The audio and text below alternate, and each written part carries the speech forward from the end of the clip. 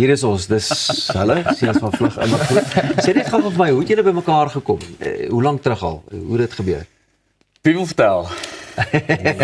Wie gaan hierdie enetjie vat? Nee man, ja, vertel jy bro. Okay, so Jacques wou 'n bietjie uittreë uit sy normale, die sound wat hy normaalweg ken en hy wou 'n bietjie amper sê like collaborate meer as 'n band saam in 'n nuwe sound wat bietjie anders is, bietjie meer expressive, so is bietjie louder, is bietjie meer rock and roll.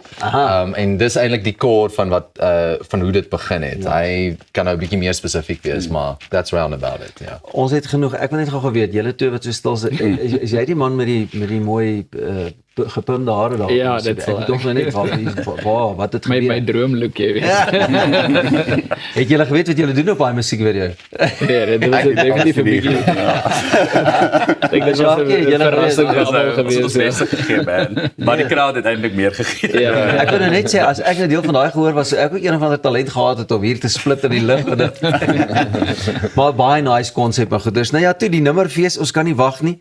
En jy weet ek is bly julle was hier saam met ons te deel en asseblief, ek dink ons moet deel wees van die party en definitief kom inloer ook en net 'n bietjie kyk wat daar gaan gebeur. Ja, amazing. Duidelik is julle ook nie manne wat te lank stil sit nie. Baie dankie vir hierdie idee waarmee julle vorendag gekom het. En as mense dit nou live wil beleef, net weer vinnig die datum.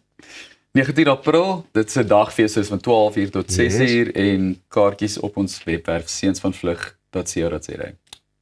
Of daar aan die een. Dik so. Waar gaan dit weer plaasvind? By die Klein Kaap Boutique Hotel in Centurion en Irene. Ja, dit is daai.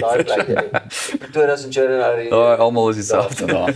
Prestig baie dankie vir julle inloer manne. Volgende keer hoop ek kan ons julle akkommodeer en maak ons lekker geraas. So dan nou net. Sou ek wees. Nou ja, toe.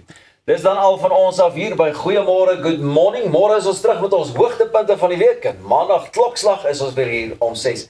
Geniet jou Valentynsdag en naweek van ons almal tot en met volgende week. Mooi bly mooi en sorg dat jy nooit op 'n droom.